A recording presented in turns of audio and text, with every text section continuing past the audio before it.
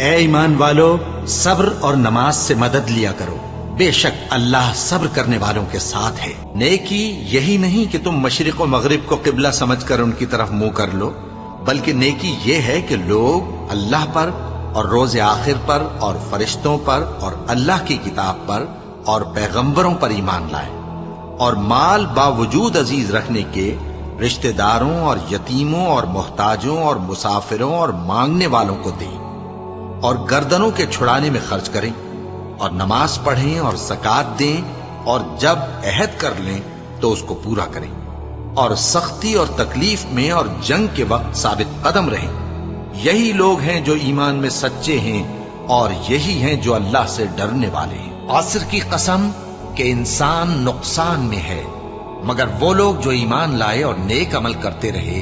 اور آپس میں حق پر چلنے کی تلقین اور